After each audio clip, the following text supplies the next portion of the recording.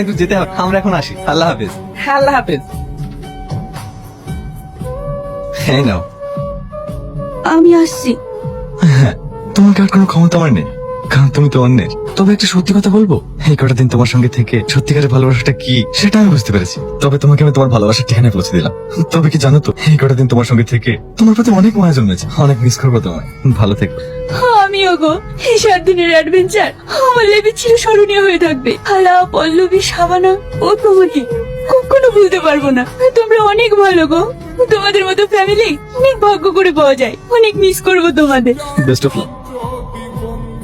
তুমি আমার ফোন ধরছিলে না কেন বলো? তুমি আমার বাড়ির পরিস্থিতি বুঝতে পারছো না। আমি তোমাকে তখনই বলেছিলাম তুমি দেশে ফিরে যাও। তোমার জন্য আমি সবকিছু ছেড়ে এখানে চলে আসলাম, আর তুমি আমাকে ফিরে যেতে বলছো? তুমি জানো আমি তোমাকে কতটা খুঁজেছি। দেখো, এই মুহূর্তে আমি তোমাকে আমার বাড়ি নিয়ে যেতে পারবো না। তবে তুমি যদি চাও আমরা কিছুদিন কোনো হোটেলে স্টে করতে পারি, তারপরে তুমি তোমার দেশে ফিরে যাবে।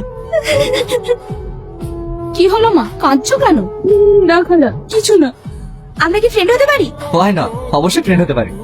এই কটা দিন তোমার সঙ্গে থেকে তোমার প্রতি অনেক মায়া জন্মেছে। অনেক মিস করবো তোমায়। ভালো থেকো। কি হলো, কাঁদছো কেন? রাখতাম তোরে তুই পায়ে বান্ধিয়া